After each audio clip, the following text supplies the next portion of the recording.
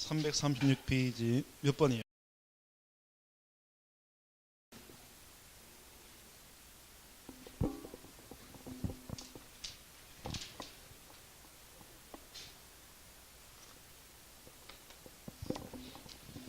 자, 아니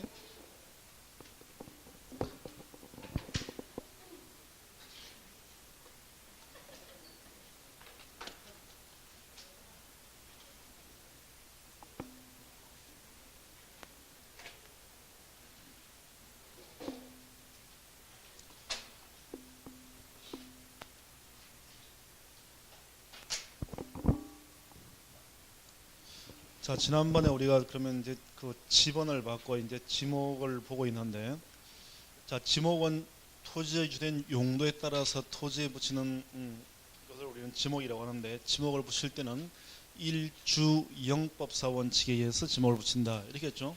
일이 뭐야? 일필 일목의 원칙. 하나의 토지에는 지목을 몇 개 붙인다고요? 하나를 붙인다. 그 다음에 하나의 토지가 여러 용도로 사용되고 있다면 그 중에서 가장 주가 되는 지목에 따라 지목 붙이죠. 이런 걸 우리는 주지목 추정의 원칙이다 이렇게 하고, 지목은 일시적으로 바뀐다 하더라도 용도가 지목은 바꾸지 않는다 했습니다. 왜냐하면 지목은 영속적인 사용 목적에 따라 지목을 붙이는 거죠. 그 다음에 지목은 개인들이 정할 수 있는 것이 아니라 법률에서 정해둔 것만 인정됩니다. 이런 걸 우리는 법정 지목의 원칙이다 그러겠죠. 그래서 법정 지목의 원칙에 의해서 우리는 총 28개의 이 법정 지목이 인정되는데, 그 중에서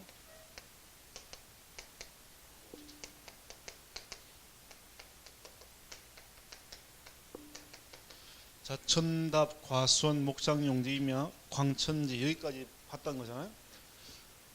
자, 중에서 전이라고 하는 것은 우선 물을 상시 이용하는 거, 이용 안 하는 거예요. 안 하는 거죠. 필요할 때만 물을 뿌려가지고 식물을 재배하는 토지의 지목이 전이다라고 했습니다. 또한 식용 죽순을 재배하는 토지도 지목이 전이죠. 그다음에 답은 물을 상시 물을 이용하죠. 그래서 이런 데서 연이라든지 아니면 벼라든지 이 미나리, 왕골 이런 걸 재배하는 데를 답이다라고 했습니다. 과수원은 과수리를 집단적으로 재배하는 토지입니다. 딸기를 재배하는 곳은 지목이 뭐야? 전이죠. 그다음에 수박을 재배하는 데도 지목이 전이 됐습니다. 그래서 나무에서 열리는 열매만 과일이다 이렇게 했고, 그다음 목은 이제 목장용지죠.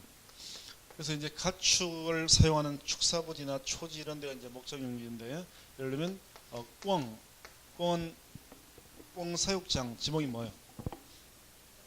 목장용이죠. 그래서 꿩도 가축이라고 했습니다. 그 다음에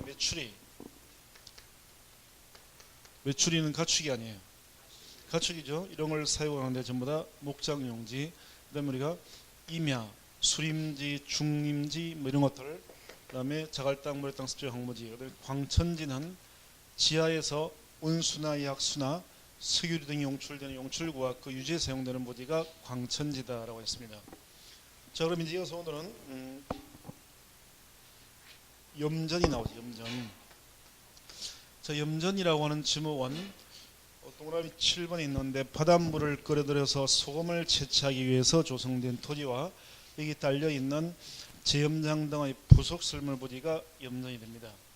다만 천일 제염 방식이 되지 않고 동력을 이용해서 모타를 돌려가지고 바닷물을 육지로 끌어올려서 소금을 제조하는 곳이 있다면 이건 염전이 아니라 소금 공장 부지이기 때문에 공장 용지가 됩니다.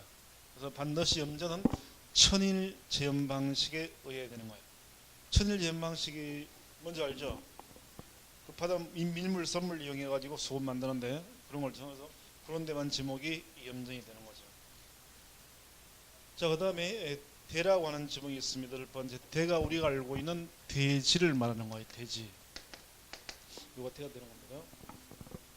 자, 이 대를 보게 되면 영구적 건축물 중에서 주거, 사무실, 점포부지, 그 다음에 박물관이나 극장이나 미술관 등의 문화시설 부지, 여기 딸려 있는 정원 이런 데가 전부 다 지목이 대가 되는 거예요. 또한 국토법에 의해서 관계법령에 의해서 택지조성공사가 준공된 토지도 지목이 대가 됩니다. 그래서 우리가 흔히 아는 대지가 바로 이걸 말하는 거예요. 자, 그다음에 공장용지가 있습니다. 공장용지는 제조업을 하고 있는 공장 시설물 부지를 말하는 거예요. 중요한 거 아니고. 자, 그다음에 학교용지가 나옵니다. 학교의 교사가 뭐예요? 교사가 뭐죠? 어? 선생? 학교 건물을 말하는 거죠. 그래서 학교 건물, 그래서 건물이나 잇달려 있는 체육장 등의 부속 시설 부지가 학교 용지가 됩니다. 중요한 거 아니고, 자, 주차장이라고 하는 게 중요합니다. 자동차 등의 주차에 필요한 독립적인 시설을 갖춘 부지와 주차 전용 건축물 부지. 주차 전용이니까 주차 빌딩 부지. 그다음에 거기 딸려 있는 부속 시설 부지를 전부 다 주차장으로 하는데, 다만 다음에 해당되는 것은 주차장에서 제외가 됩니다. 기억반. 주차장법 제2조 1호 과목 다음 규정한 노상주차장. 그러니까 노상주차장은 길에 만들어져 있는 거죠. 원주는 주차 문제가 심각해요, 안 해요? 심각해요? 주변 보면 주차할 때가 좀 이렇게 없긴 해 보이는데, 자, 도로변에다가 주차 공간이 부족하다 보니까 이렇게 선을 그어 가지고 이렇게 해서 주차할 수 있도록 만든 겁니다. 이걸 노상 주차장이다라고 하는 거예요. 그러면 이제 노상 주차장은 지목이 주차장이냐라는 건데, 우리 지목은 이 토지의 주된 용도에 따라서 지목을 붙입니다. 그러니까 이것은 주된 용도는 주차장이 아니라 뭐예요? 도로죠, 도로. 그러니까 이 노상이니까 이 토지의 지목은 도로가 되는 거예요. 노상 주차장은 지목이 도로입니다. 주차장이 아니라. 그 다음에 이제 부설 주차장이 나오는데, 부설 주차장은 개념을 우리가 알아둘 필요가 있습니다. 부설에서 만들어져 있는 주차장인데, 이 개념은 어떠한 시설물 부지 내에 만들어져 있는 주차장을 부설 주차장이다라고 하는 거예요. 예를 들면 이제 상가가 있습니다. 상가 어떤 땅에 이렇게 상가가 있다는 거예요. 그래서 이제 상가도 여자분들이 이 쇼핑하러 올 때 그 주차 공간이 있어야지만 오지, 웬만하면 잘 안 와요. 그래서 상가 부지 내에다가 이렇게 주차장을 만들어요. 그래서 요겁니다. 부지 내에 만들어져 있는 거. 요걸 우리는 부설 주차장이다라는 거예요. 그럼 이 부설 주차장은 지목이 요 시설물에 의해서 결정이 되는 거예요. 그러니까 이게 상가 부지 내에 있는 거니까 지목이 뭐가 되겠어요? 상가니까 지목이 대가 되는 거예요. 만약에 이게 골프장이다. 골프장입니다. 그럼 지목이 뭐가 되겠어요? 골프장이면 이제 좀 이따 보겠지만 채용용지라고 하는 그런 지목이 되는 거예요. 그래서 이 시설물에 의해서 부설 주차장은 지목이 결정이 되는 겁니다. 자, 그다음에 이제 이 위원번에 보게 되면 자동차를 판매할 목적으로 설치되어 있는 물류장이나 야외 전시장 이런 것들은 지목이 잡종지가 돼요. 잡종지가 된다고 위원번이. 그다음에 이 주유소용지가 있습니다. 주유소용지 뭐 별거 아니에요. 중요한 거 아닙니다. 근데 이제 우리가 주유소 가봤어요? 주유소 가면 주유소 이제 이게 이 시설물이 있고 건물이 있고 뭐 주차 기름 넣는 데가 이렇게 있다는 거예요. 그럼 이 주유소 이 용지 자체는 별거 아닌데, 이 주유소는 요 주유소 주인이 있을 때 주인값이 있습니다. 주인이 주로 운영을 해요? 아니면 이 주유소도 임대차라고 하는 걸 하는 거예요? 네? 주유소는 이 시설물 주인이 운영하는 거예요? 아니면 임대차가 이루어지는 거예요? 기름 넣으러 가가지고 한 번도 안 물어봤어요? 네? 기름 넣으러 그렇게 가면서 혹시 그 주인이냐 임차인이냐 이런 거 안 물어봤어요? 한 번도? 네? 뭐라고요? 안 물어봤어요? 알바한테 물어보지 그랬어요. 어떨 것 같아요?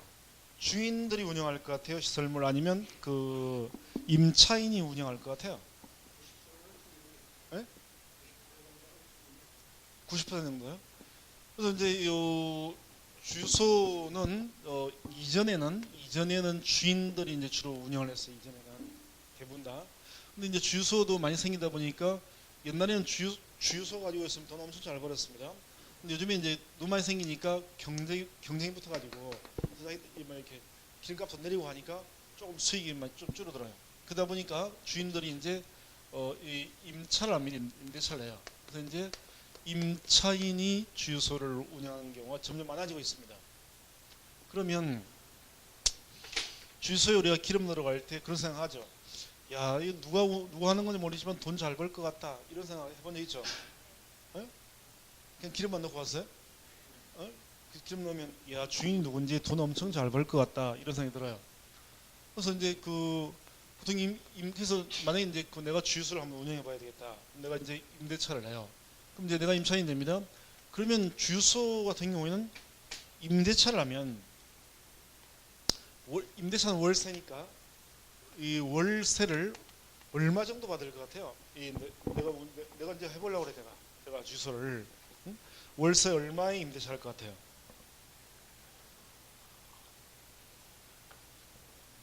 대충 얼마 정도면 되지 않을까? 이런 생각. 월세 얼마 정도 될 것 같아요? 보증금도 물론 깔립니다. 보증금은 기본 3억이 깔립니다. 보증금 3억을 깔고 이제 원주는 좀 쌀 수도 있겠죠. 한 2억 정도 할 수도 있는데 2, 3억 정도 깔고서 보증금을 깔고 사는 거예요. 월세 얼마 돼야 되냐라고. 500만 원 월 500만 원? 어? 주인한테 혹시 임대차 하면서 월세 얼마 받으세요? 이렇게 물어보면 주인이 얼마 받는다라고 얘기를 해주겠어요? 안 해주겠어요? 안 해주겠죠? 안 해주는 거예요. 근데 이제 제가 이전에 알던 사람이 있는데 그분이 그 주유소를 가지고 있습니다. 부자예요. 그래서 이제 요 임대차 하면 월세 얼마 받으세요? 물어보니까 자기 재산 내용이니까 얘기를 안 해주더라고요. 얘기를 안 해줘요. 근데 이제 얘기를 안 해주지만 아쉬운 게 있으면 이제 다 얘기를 해야 되는 거예요. 그죠? 그러니까 본인이 이제 임차인하고 소송이 붙어가지고 이제 궁금한 게 생긴 거예요. 그러니까 이제 아쉬운 게 있으니까 좀 얘기 좀 하자 그러더니 그래서 이제 제가 그러면 임대차 계약서랑 다 줘봐라 이렇게 했더니 이제 어쩔 수 없이 가져올 수밖에 없는 거예요. 그죠? 임대차 계약했더니 월세가 2,400만 원이에요. 보증금 3억에 월세 2,400입니다. 그래서 여기는 좀 위치도 괜찮은데 위치가 좀 괜찮은데 그러니까 이걸 원주로 계산하게 되면 원주도 뭐 좀 주소 위치만 다르지만 기본 1,500원 깔리겠죠. 그래서 기본적으로 이 월세가 1,500입니다. 1,500. 원주도 깔릴 거예요. 그러니까 이게 꽤 오래전 얘기인데 지금은 더 올라설 겁니다. 그런 거예요. 이런 거 제가 이걸 보고 깜짝 놀래가지고 저도 처음 보고 깜짝 놀래가지고 주유소를 하나 가져야겠구나. 주유소를 응? 이런 생각을 했다는 거예요. 요거만 하나 가지고 있어도 월세 이 정도 받으면 충분히 생활은 남잖아요. 그리고 이제 이런 걸 좀 알아둘 필요 있는 이유가 뭐냐면 요 임대차를 우리가 중개사가 되어가지고 중개할 수도 있잖아요. 그러니까 이런 식이더라고요. 그러니까 보증금은 월세를 1년만 못 내면 다 날아가요. 거의 뭐 1년만 안 내면 보증금은 그냥 날아가는 거예요. 그냥. 그래서 이렇더라고요. 그래서 야 주소가 이런 줄 이렇게 스킬이 커요. 그래서 괜찮더라고요. 이게. 그래서 주유소 용지 우리가 지금 12번을 보고 있는데 주유소 용지 자체는 별 중요한 게 아닙니다. 이건 별거 아니고 하여튼 현실적으로 저렇더라고요. 자, 다음은 이 토지가 주유소 용지가 됩니다. 그래서 보게 되면 오른쪽에 기억번에 석유 제품 LPG 판매를 위해서 일정한 설비를 갖춘 시설물 부지를 주유소 용지다라고 하는 거고, 뭐 창고 용지도 딱 보기에 중요해 보여, 안 중요해 보여? 안 중요해 보이죠? 짧게 나와 있잖아요. 그래서 물건 등을 보관하거나 지정하기 위하여 독립적으로 설치된 보관시설물 부지입니다. 자, 도로라고 하는 지목이 나와 있습니다. 다음은 이 토지가 도로가 됩니다. 기억번 일반 공중의 교통 운수를 위해서 보행 동그라미 차량 운행 동그라미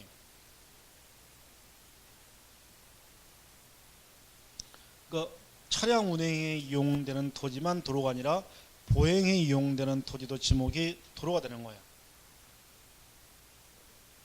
그 다음에 도로법 등의 관계 법령에 의해서 도로로 개설된 토지, 그 다음에 디귿번 고속도로변에 있는 휴게소 부지. 자, 우리 고속도로 나가면 여기서 제일 여기 원주에서는 제일 많이 들르는 휴게소 어디예요? 예? 문막이 제일 많이 들러요? 가는 길이니까. 자, 문막 휴게소가 있습니다. 그러면 휴게소 있어요. 그러면 이제 문막 휴게소든 뭐 여주 휴게소든 이렇게 여주 휴게소 크니까 여주 휴게소가 있습니다. 요 휴게소에 가보게 되면 그 명절 같은 경우에 연말이나 이럴 때 가보게 되면 또는 주말에 가보게 되면 휴게소 안에 차들이 꽉 차 있죠. 그죠? 꽉 차 있는 거예요. 가지고 주차할 장소가 없을 정도입니다. 우르르 내려가지고 여기서 맥반석 오징어구이라든지 핫도그라든지 뭐 이런 걸 사 먹어요. 어묵이나 이런 걸 사 먹습니다. 그거 사 먹어요. 그래서 엄청나게 사 먹습니다. 주로 남자들이 사 먹어요. 여자들이 사 먹어요. 예? 남자들은 잘 안 먹죠? 예? 잘 먹고요? 남자들은 주면 먹고 안 주면 안 먹어요. 근데 여자들이 주로 사 먹습니다. 그래서 이 휴게소를 보면 야, 휴게소에 들어서 뭐 사 먹을 때 주인이 누굴까? 휴게소는 주인이. 그런 생각 안 해봤어요? 돈 엄청 벌 것 같은데 오로지 우리 먹는 것만 생각해요? 그 뭐든지 이건 주인 누굴까 이런 생각을 해봤을 거예요. 누굴 것 같아 주인이? 응? 주인은 한 사람입니다. 누굴 것 같아요? 그래서 휴게소 같은 거, 야 나도 휴게소 같은 거 한번 해봤으면 되겠다 이런 생각을 해본다는 거예요. 그러면 휴게소는 누가 운영을 하느냐 보겠습니다. 자, 내가 땅을 좀 가지고 있는데 내 땅 옆으로 고속도로가 나버렸습니다. 21도로 맞춰요. 22도 하더라도.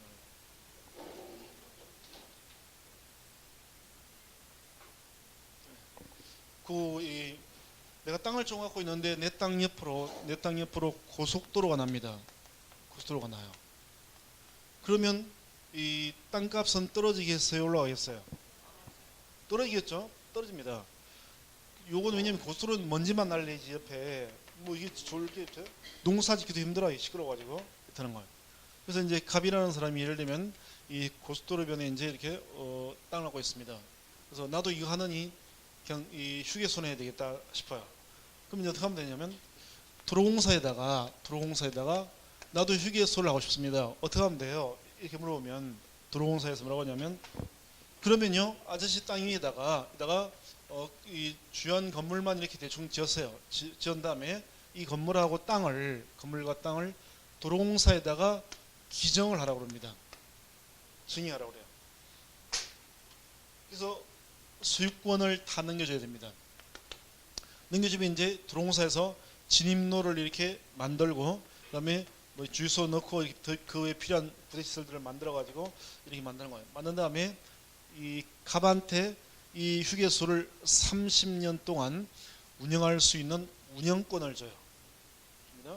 그래서 갑은 30년 동안 운영해가지고 여기서 그 본전 뽑아가지고 나가는 거예요.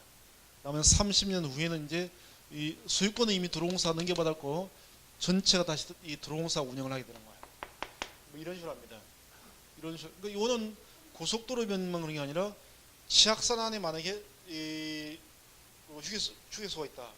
다 그렇게 하는 거예요. 다 이렇게 하는 겁니다. 그래서 이제 이런 식이에요. 그래서 요런 식으로 뭐 이렇게 고속도로변이나 또는 뭐 국립공원 안에 이런 식으로 해요. 그래서 여기에서 이제 우리 중요한 민법에서 이런 사례와 관련해서 그 민법 총칙에 보면 착오가 나와요. 착오 알죠? 착오에서 착오의 종류 중에서 동기의 착오란 말 들어봤어요? 네? 동기의 착오 들어봤죠? 요게 이제 요런 데서 요런 사례와 관련된 판례들이 무지 많아요. 맞습니다. 자, 어쨌든 이런 식으로 하는 거예요. 그래서 결국 도로공사가 소유하게 되고 도로공사는 도로만 소유하게 되어 있습니다. 그래서 고속도로 변에 있는 휴게소 부지는 지목이 도로가 되는 거예요. 근데 만약에 내 땅 옆으로 고속도로가 아니라 국도가 났다. 국도가 났습니다. 자, 내 땅 옆으로 국도가 나면 땅값은 올라가 떨어져요. 이건 올라가 있죠. 올라갑니다. 올라간다는 거예요. 그럼 이제 이 국도변에 있는 휴게소는 돈을 잘 벌어요, 못 벌어요? 못 법니다. 이거는 못 벌어요. 요거는 사람들이 많이 들리지도 않고 무섭기도 하고 밤에 잘 안 들러요. 그래서 요거는 이 국도변에서 휴게소 만들 때는 뭐 도로공사에다 기부하거나 하는 게 아니라 자기 땅 위에다 허가받아가 그냥 상가 지어가지고 본인이 운영하는 거예요. 그러니까 국도변에 있는 휴게소 부지는 지목이 일반 상가니까 지목이 대가 되는 거예요. 다릅니다. 고속도로변에 있는 휴게소 부지는 지목이 도로. 그에 비해서 국도변에 있는 것은 뭐라고요? 대가 되는 겁니다. 그 다음에 이제 두 필지 이상이 진입하는 통로로 이용되는 토지도 지목이 도로가 돼요. 그 다음에 이제 철도용지가 있습니다. 철도용지는 교통 운수를 위해서 일정한 궤도 등의 설비 형태를 갖추고 이용되는 토지가 철도용지. 별 중요하지 않고 제방도 마찬가지입니다. 방조제, 방파제 뭐 이런 것들 부지가 제방이 별리가 없고 하천 중요한데 하천은 자연의 유수. 유수가 뭐예요?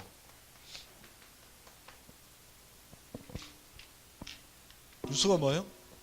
물이 흐르는 거죠. 물이 흐르는 건데 어떻게 물이 흐르느냐? 자연의 즉 사람이 만든 게 아니라 자연적으로 자연 발생적으로 물이 흐르는 겁니다.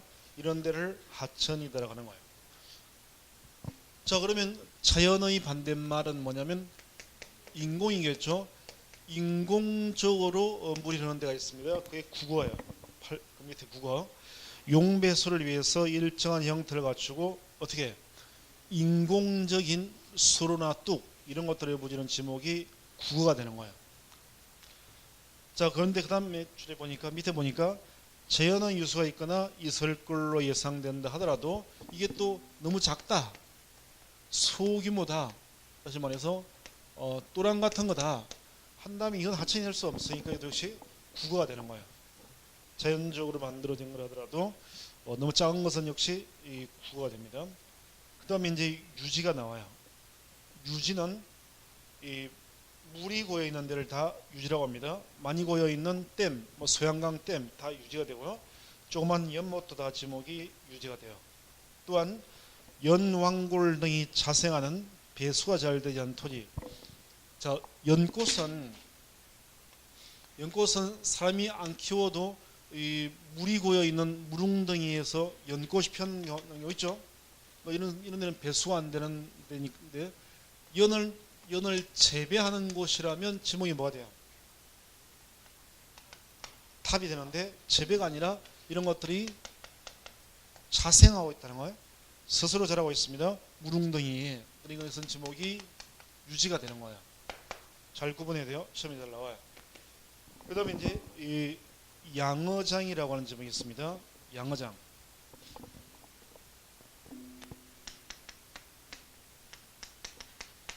자, 양어장의 이게 무슨 어자예요? 물고기 어자죠. 그래서 이 육상에서 어는 물고기입니다. 그래서 물고기를 키우는 데가 원래는 양어장인데 우리가 그 지목을 설정할 때는 물고기뿐만 아니라 이다 플러스 수산생물을 재배하는 데도 전부 다 지목을 양어장이다라고 하는 거예요. 그러니까 물고기가 아니어도 예를 들면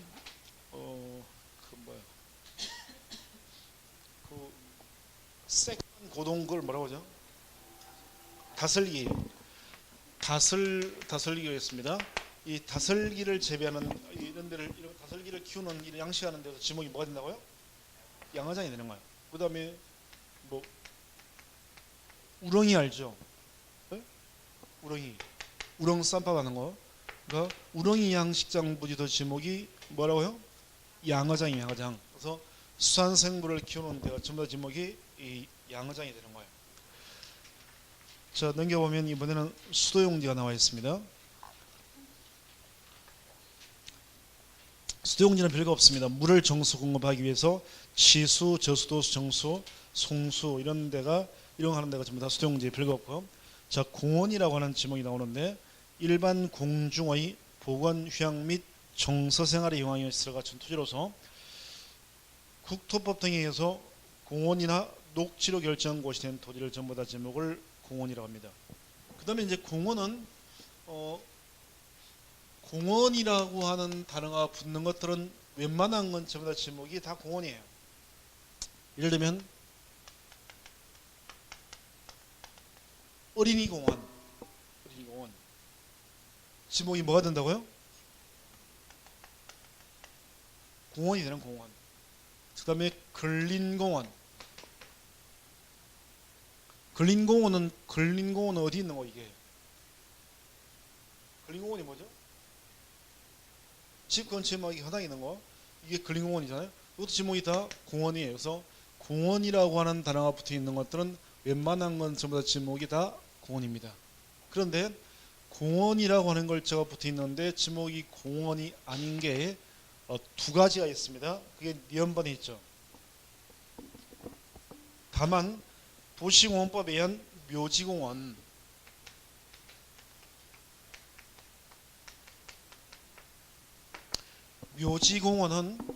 우리가 흔히 공원묘지라고 부르는 겁니다.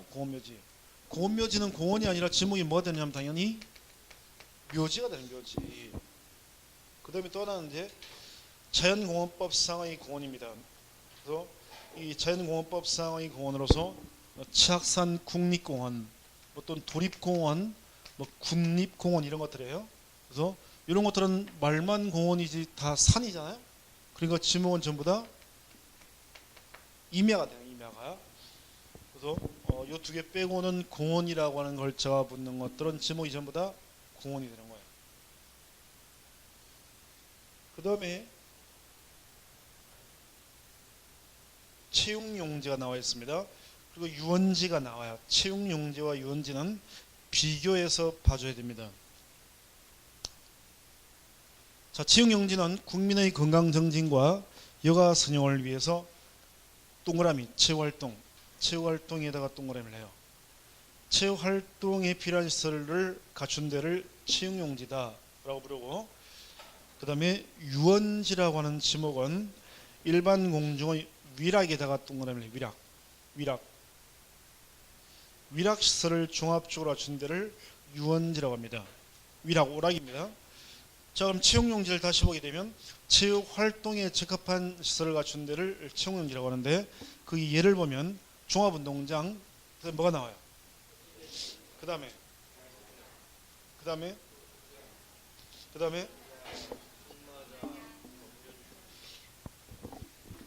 자, 그러면 거기서 자 하나씩 보겠습니다. 자, 종합운동장은 종합운동장 운동하는 데가 되고, 실내체육관은 농구하는 데가 되고, 야구장은 야구 선수들이 게임할 수도 있고 일반인들이 이용할 수도 있습니다. 그다음에 골프장, 골프 선수들이 골프 칠 수도 있지만 일반인들도 골프를 칠 수 있는데요. 스키장, 일반인들이 스키 타러 가는데 구경하러 가는데요.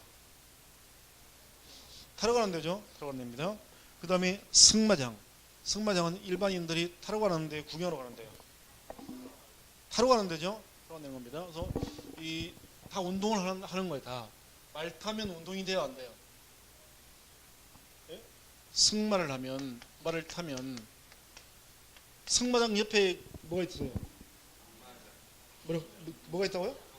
거기다 별표를 해놓고 동그라미를 치됩니다.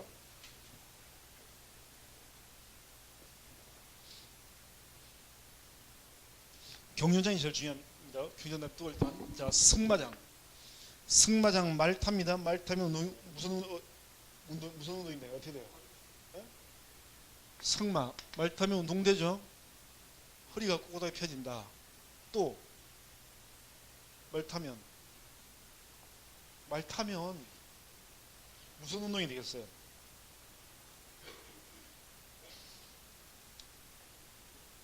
여자분들이 다이어트를 하려고 합니다. 제가 보니까 여자분들은 무서워요. 어떤 남편이 있는데요. 남편이 사업을 하면서 바람을 많이 펴요. 사업하면서 바람을 엄청 핍니다. 돈도 잘 벌어요. 근데 바람을 엄청 펴요. 외국도 돌아다니면서 외국 여자들도 올리고 막 외국 영업소도 막 이런 거예요. 이걸 이제 부인이 알았습니다. 알았는 거예요. 그러니까 자기가 이 남편이 올리는 여자들은 보니까 이쁘고 막 전부 다 이래요. 그러니까 이 바람 피는 것 같아요. 제 생각에. 자기는 근데 결혼 이후에 어떻게 되는 거예요? 푹 퍼졌죠. 퍼졌다는 거예요. 그러니까 이제 내가 살을 좀 빼서 나도 좀 날씬하게 되겠다 이런 생각하고 이분이 살을 빼기 시작합니다. 빼기 시작하니까 어떤 상태거든요. 이게 너무 스트레스를 받으니까 이 걱정이 걸려가지고 뼈만 남게 남아요. 이런 정도로 여자들은 살 뺄 때 무시무시하게 빼더라고요. 자, 그러면 살을 뺍니다. 우리가 살을 빼기 위해서 일단 밥을 굶어요. 밥을 안 먹는다. 그러면 어디서 살이 빠져요? 얼굴 살만 빠져요. 다른 데는 안 빠집니다. 안 빠져요. 빠지라는 그 다리 날씬했으면 좋겠는데 허벅지 살이나 이런 건 안 빠진다는 거예요. 근데 승마를 하면 허벅지 살이 빠지죠. 말이 앉아가지고 안 떨어지려고 허벅지 꽉 힘주고 그 정을 쓰니까 그러니까 이게 이제 그 안 빠지는 허벅지 살이 빠진다는 거예요. 뺀 다음에 스키니진을 입을 수 있게 된다는 거예요. 그래서 그걸 타고 이제 말을 타고 왜냐면 또 안 떨어지려고 이렇게 하니까 그래도 펴고 거기다가 이제 말이 또박 걸어가면 흔들어 주잖아요. 이렇게 한 6개월 정도 타면 이 드라마에 나오는 이 배우들처럼 이렇게 달릴 수 있다. 6개월만 배우면 그러니까 한 6개월 하고 나서 말 타고 막 달리게 되면 막 뛰니까 운동이 엄청 될 거 아니에요? 그러니까 살이 쭉쭉 빠지는 거예요. 물론 이 여자를 태우고 뛰는 말은 살이 더 빠져요. 근데 어쨌든 이 운동이 되는 거에서 승마장은 그래서 체육용이 되는 거고요. 경륜장은 내가 자전거 타러 가는데 구경하러 가는데요. 경륜 선수들이 타면 우리는 돈 걸고 게임하는 데죠. 그죠? 경륜장은 그런 차원에서 보면 유원지로 해야 되는데 유원지가 아니라 경륜장이 어디 들어가 있느냐? 체육용지 들어가 있어요. 그래서 이게 중요하다는 거예요. 경륜장은 밑에 있는 유원지로 가야 되는데 원래는 위에 있는 체육용지로 와 있다는 겁니다. 그래서 이게 중요해요. 상식적으로 해결이 안 되는 이런 게 중요한 겁니다. 그 다음에 유원지를 한번 보면 유원지는 위락시설을 종합적으로 갖춘 데라고 했죠. 그래서 수영장이 나오고 유선장이 나와 있습니다. 유선장이 뭐는데요? 유선장 배 타고 노는 데죠. 그 다음에 이 낚시터도 유원지입니다. 그 다음에 어린이놀이터는 동네에 있는 놀이터를 말하는 게 아니라 이것은 에버랜드나 서울랜드나 뭐 이런 걸 어린이놀이터라고 하는 겁니다. 그 다음에 동물원, 식물원, 민속촌 가족 단위로 놀러 가는 거고 민속촌 가봤어요? 네? 민속촌 뭐라고 갔어요? 민속촌은 그냥 시골 감이 흔히 있는 것들 모아놓은 거 아니에요? 이게? 저도 어렸을 때 그 시골 살 때 보던 것들이 그냥 있던 데가 보니까 이 민속촌 비싸기만 비싸요. 자, 그 다음에 경마장이 나와 있습니다. 경마장이 지목이 뭐라고요? 경륜장은 경륜장하고 경마장 비교해서 잘 기억을 해야 되고, 자, 유원지에서 제일 유의해야 될 부분은 바로 수영장이에요. 제일 앞에 있는 수영장입니다. 자, 수영은 운동하는 거예요, 노는 거예요? 운동하는 거죠. 그럼 지목이 뭐가 돼야 된다? 체육용지로 들어와야 되는데 체육용지가 아니라 유원지로 와 있다는 거. 수영장. 수영장이 제일 중요합니다. 유원지에서는 수영장이 제일 중요해요. 그 아무런 말이 없는 수영장은 실내가 아니라 그냥 아무런 말이 없이 수영장 하면 다 실외 수영장을 말하는 겁니다. 실외 수영장은 원주에 실내 수영장이 있어요, 없어요? 있어요? 있어요? 실외. 실내야 뭐 많이 있는데 실외 없어요? 실외 수영장 중에서 제일 유명한 게 뭐냐면 바로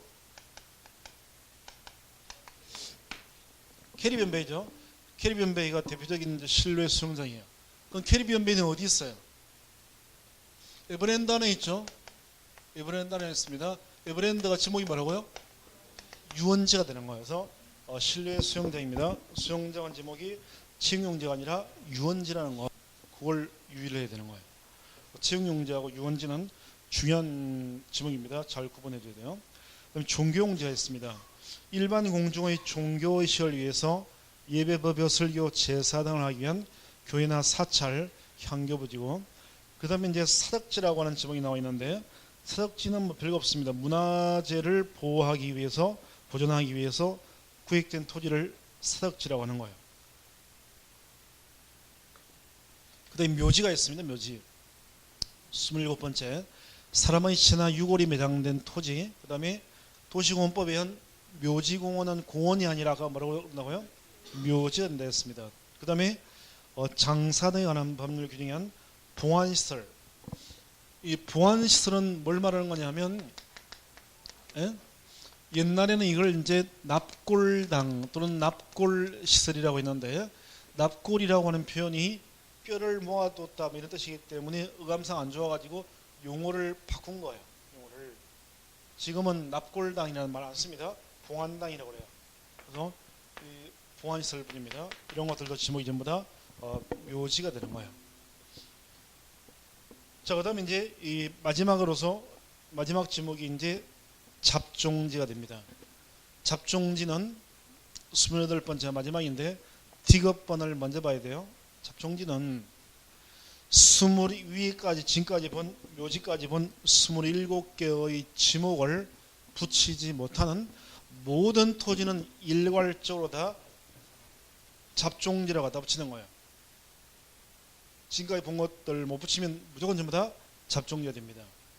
그래서 그 예로서 이제 기억번에 오면 갈대밭, 실내 물건을 쌓아두거나 돌을 캐내거나 흙을 파내는 곳, 야외시장, 비행장, 공동우물 이런 데가 전부 다 27개를 못 붙이니까 잡종지가 되는 거예요. 또한 2번 변전소, 송신소, 수인소, 송유시설, 도축장, 운전면허원 부지, 쓰레기장, 오물처리장 부지 27개 못 붙이니까 다 일괄적으로 잡종지라고 붙이는 거예요. 도축장이 뭐 하는 데인 줄 알죠? 뭐 하는 데요?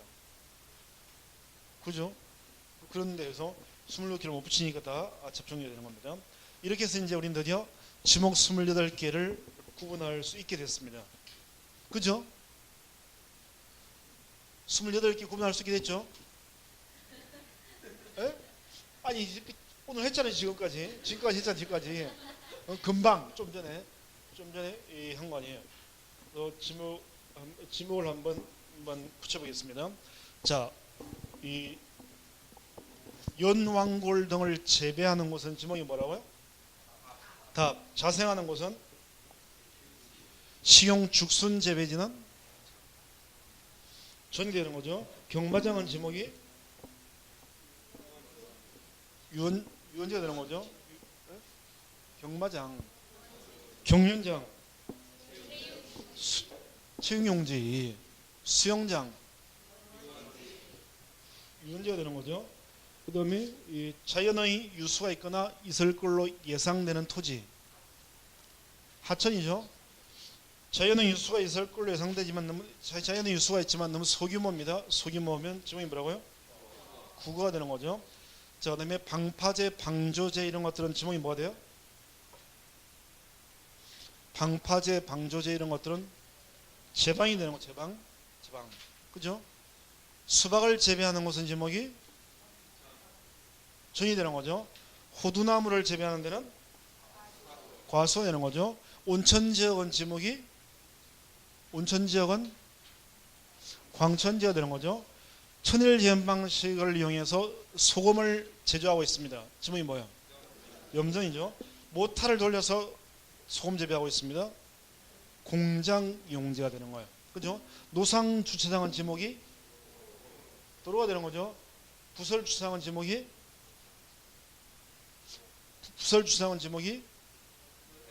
해당하는 거니까 주로 이제 대가 되면 대부분 대가 더 많아요. 고속도로 면의 휴게소 부지는 국도면에 있는 거면 대가 되는 거죠. 지목을 척척 예비군 훈련장 부지는 잡종제 되는 거예요. 그래서 지목 28개 정도는 척척 붙일 수 있어야 되는 거예요. 지목에서 우리 실제 시험에서 한 문제 내지 두 문제가 반드시 나온다는 거예요. 이렇게 해서 지목을 구분해야 되고요. 그 다음에 이제 다시 진도로 가겠습니다. 가로 4번 지목의 표기 방법이 나와요. 자, 이런 지목을 지적 공부에다 표기할 때는 대장에다가는 지목을 적을 때는 정식 명칭을 다 적어요. 투의대장에다가는 과수원이면 과수원 이렇게 다 적는데 거기 가로 동그라미 2번에 오면 도면에다가 지목을 적을 때는 이름을 다 적는 게 아니라 부호로서 표기하는데 부호는 이름 중에서 첫 번째 글자가 부호가 되는 거예요. 도면에다가는 과수원은 그냥 과 잡종지면 잡 이렇게 적는 거예요. 그런데 28개 중에서 4개는 첫 번째 글자가 아니라 두 번째 글자를 부호로 써요. 4개는 두 번째입니다. 우리가 어떻게 하면 지금 암기해버려요. 시험이 잘 나오지만 암기해버립니다. 그래서 우선 차장천원 이렇게 하면 됩니다. 차는 뭐냐면 주차장은 주가 아니라 차라고 쓰는 거예요. 공장용지는 장, 그 다음에 하천은 천, 유원지는 원을 쓰는 겁니다.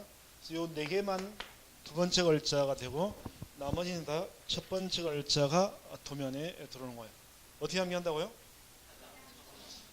무수히 많이 얘기했어요. 무수히. 똑같은 얘기를 우리가 몇 번 들었으면 이제 행동을 해야 되는 겁니다.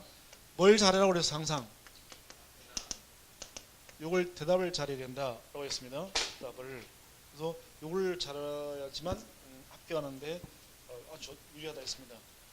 이 내성적인 건 합격하는 데 별 도움이 안 돼요. 그제 어디 학원 갔더니 합격했다고 인사하러 왔다 그러면서 이제 왔는데 이제 20살 된 남자인데 딱 20살 됐습니다. 올해 20살인데 1년 공부해가지고 합격한 다음에 이제 합격을 했어요. 합격해가지고 교수님 보러 왔습니다. 그러면서 왔더라고요. 그래서 뭐 왔는데 딱 고등학교 졸업하자마자 바로 학원 와가지고 공부해가지고 1년 만에 합격을 한 거예요. 원래는 큰 누나가 28인가? 큰 누나가 학원 나와서 공부했는데 1년 동안 공부했는데 이 누나의 특징은 잠이 많아요. 주로 강의 들을 때 이게 좀 졸고 있는 모습을 항상 본다는 거예요. 그래서 맨날 졸아 맨날 그래가지고 이렇게 했는데 1년 공부했는데 합격을 했겠어 떨어졌겠어요. 대답을 잘했겠어요 안 했겠어요? 조느라고 뭐 대답할 틈이 어디 있어요? 이러더니 떨어졌습니다. 당연히 그렇습니다. 자, 그 다음 연도에 혼자 온 게 아니라 여동생을 데려왔습니다. 둘이서 공부를 해요. 여동생은 언니하고 다르게 잠이 별로 그렇게 많지 않더라고요. 근데 이쁘게 꾸미는 걸 좋아해요. 이렇게 거울 보고 맨날 이래. 열로 많이 봐야 되는데 거울을 주로 많이 봐요. 공부했습니다. 자, 큰 누나는 2년째입니다. 합격해서 떨어졌어요. 떨어졌습니다. 둘 다. 됐습니다. 네? 이런 거. 근데 올 때 이제 이 동생 올 때 남동생도 데려왔는데 남동생만 붙었어요. 남동생. 그래서 어디 누나들 어떻게 한대? 또 공부한대? 예, 1월 달부터 또 나온대요. 뭐 이러더라고요. 그래서 제가 장난으로 야 고등학교도 아니고 3년을 다니냐? 이렇게 해서 1년 하고 끝내야지 이렇게 했는데 어쨌든 이 남동생은 이렇게 생각이 좀 이렇게 1년 딱 공부해가지고 1년 만에 하라는 대로 붙었어요. 보고 나니까 이제 엄마가 차려준다고 하는데 안 차리고 군대 가겠다고 군대 간다고 하더라고요. 군대 갔다 온 다음에 저는 등기가 너무 재밌는 것 같아요. 등기법이 너무 재밌습니다. 그래서 교수님 강의를 들으면 교수님 강의는 스토리가 있기 때문에 기억이 다 난다는 거예요. 그래서 기억이 나는데 그래서 이게 재밌는데 그래서 자기 진로도 아예 공인중개사 공부하면서 요 강의 듣고 나서 진로도 바꿨대요. 군대 갔다 온 다음에 법원직 시험을 보겠다는 거예요. 법원 등기 쪽으로. 그래서 법원직 등기 공무원 쪽으로 시험 보겠습니다. 저 등기가 지금 이 강의가 너무 재밌습니다. 이렇게 하는 거예요. 그래가지고 진로까지 이제 이렇게 바뀌더라고요.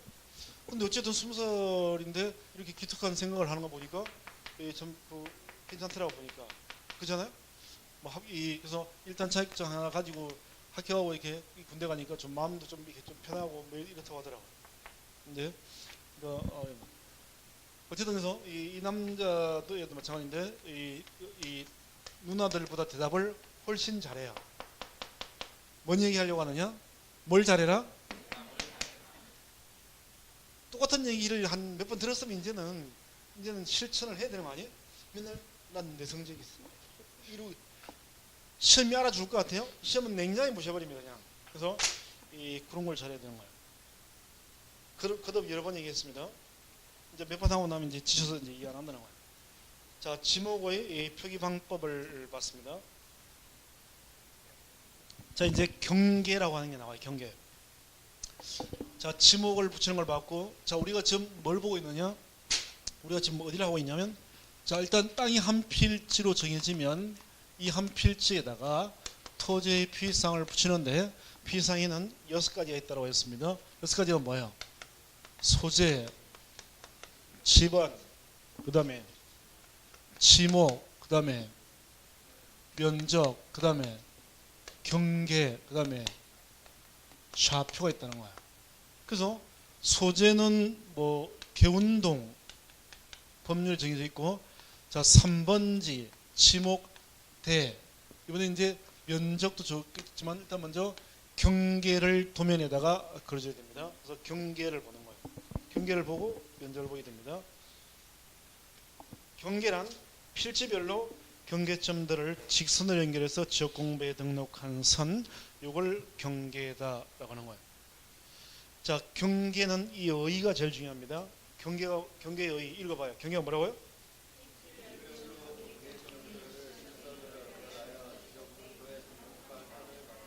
그렇습니다. 이게 바로 경계라는 거예요. 경계예요. 자, 그러면 경계라고 하는 것은 말 그대로 땅을 두 개의 땅이 있을 때, 이 갑의 땅, 우리 땅이 있을 때 땅을 구분해 주는 게 경계예요. 자, 대한민국의 모든 토지는 토지대장이든 임야대장이든 대장과 지적도든 임야도든 이 도면에 무조건 등록이 됩니다. 그래서 이 토지가 예를 들면 1200분의 1 축척을 사용하는 도면 중에서 예를 들면 지적도에 그려져 있습니다. 이렇게 되어 있다는 거예요. 1200분의 1은 실제 거리 1200cm를 그림으로는 몇 cm를 그린다? 1cm. 실제 땅 12m가 그림으로 1cm로 나온다라고 했죠. 그래서 이제 이렇게 그림 그려졌습니다. 그러면 이 갑의 땅이고 이 땅입니다. 자, 경계는 땅 두 개를 구분하는 건데, 실제 땅에도 예를 들면 이 논둑이 있으면 이 논둑이 있어요. 그 도면에도 이렇게 이제 선이 그어져서 땅 두 개를 구분하고 있습니다. 그럼 이 둘 중에서 경계는 뭘 말하는 거냐? 실제 땅에 있는 논둑을 말하는 거냐? 도면에 그어져 있는 이 선을 말하는 거냐? 뭐가 경계로 나와요? 읽어봤잖아요, 아까. 그러니까 실제 땅에 있는 거에 도면에 있는 거예요. 도면에 그어져 있는 선, 이걸 우리를 뭐라고 그런다? 경계라고 한다. 이걸 꼭 기억하면 이 경계예요. 이걸 경계라고 하고요. 실제 땅에 있는 논둑 같은 것은 경계가 아니라 뭐라고 부르느냐? 지상경계라고 부르는 거예요. 그래서 용어가 다릅니다. 이런 건 책 읽어봐가지고 알 수 없어요. 그래서 경계와 지상경계는 같은 단어가 아니라 다른 내용이라는 거예요. 경계는 지적도 임야도 있는 거고요. 그다음에 땅에 있는 것은 뭐다? 지상경계라는 거, 지상경계. 자, 그러면 이제 자, 우리는 지상경계가 아니라 경계를 보는 겁니다. 자, 이런 걸 잘 봐요. 이거는 책을 봐도 안 나오는 거니까. 자, 도면에 그어져 있는 선이 뭐다? 경계, 이 경계를 그리려면 도면의 경계를 그리려면 반드시 뭘 해야 되느냐? 바로 지적 측량을 해야 됩니다. 측량 안 하고는 도면의 경계가 그려지는 이게 없이는 도면의 경계가 그려지는 일은 절대 없습니다. 경계가 그려진다면 무조건 측량을 하는 거예요. 그래서 자 다시 도면에 그어져 있는 선이 뭐다? 경계. 경계를 그리려면 반드시 뭐 한다? 지적 측량. 지적 측량은 뭘 측량하는 거냐? 지상 경계를 측량하는 거예요. 그래서 지상 경계를 측량해서 도면에다가 경계를 그립니다. 그래서 넘겨보면 경계의 일반 원칙 이런 건 다 필요 없고 가로 3번에 자 경계 결정 기준이 나오는데 거기에 1번에 지상 경계의 위치 표시라는 게 나와 있죠. 지상 경계 위치 표시가 나와 있습니다. 자, 그래서 경계를 그리려면 지적 측량을 해야 되고 지적 측량은 뭘 측량한다? 지상 경계를 측량하는 거예요. 따라서 경계를 그리려면 경계를 설정하려면 제일 먼저 할 일은 땅에다가 지상 경계의 그 해당되는 위치에다가 이 지상 경계를 땅에다가 표시를 해둬야 이걸 측량해서 도면에다가 경계를 그리는 거예요. 그래서 경계를 그리려면 먼저 지상 경계부터 땅에다가 표시해둬야 되는데 지상 경계는 넷 중에 하나로서 만들어진다는 거예요. 그래서 기억번에 자 토지 지상 경계는 첫 번째 뭘로 만들어지느냐? 첫 번째는 뚝으로서 표시된다. 뚝. 두 번째 뭐예요? 담장으로서 표시된다. 땅에다가 그 밖의 구획의 목표가 될 수 있는 구조물로서 표시가 되거나 네 번째 뭐가 나와요? 경계점 뭐? 경계점 표시가 아니라 경계점 표지라고 하는 거죠. 표지. 경계점 표지라고 하는 걸로서 표시되는 거예요. 그래서 뚝 담장 구조물이나 경계점 표지 이 넷 중에 하나로서 지상 경계가 땅에 표시되면 이걸 측량해서 도면에다가 경계를 그리는 거예요. 그러면 뭐 뚝을 모르는 사람 없을 테니까 담장이 뭔지 모르는 사람 없을 테니까 경계점 표지가 뭔지 알면 되는데 그 경계점 표지는 뭐냐면 우리가 그 길 가다가 보면 기존에 건물이 있는데 그 건물을 철거해 버리고 새로 집 지으려고 할 때 그 철거된 원래 건물이 있던 그 땅 바닥에 빨간색 말뚝이 이게 구석구석 박혀 있죠, 이렇게. 맞죠? 그 빨간 말뚝을 바로 경계점 표지라고 하는 거예요. 무슨 말인지 알죠? 그래서 분홍색인가 빨간색으로 해가지고 이렇게 군데군데 박혀 있잖아요. 그게 바로 경계점 표지라고 하는 겁니다. 중요한 겁니다. 그래서 뚝이나 담장 구조물이나 경계점 표지 이런 걸로서 이제 이 지상 경계를 표시해두면 뚝 담장 구조물 경계점 표지를 측량해서 도면에다가 경계를 그린다는 거예요. 자, 경계는 이 정도 개념만 보겠습니다. 그래서 경계는 실제 땅에 있는 걸 말하는 게 아니라 지적 공부인 도면에 그어져 있는 선, 요걸 경계라고 한다. 그래서 이 경계는 개념만 보고요.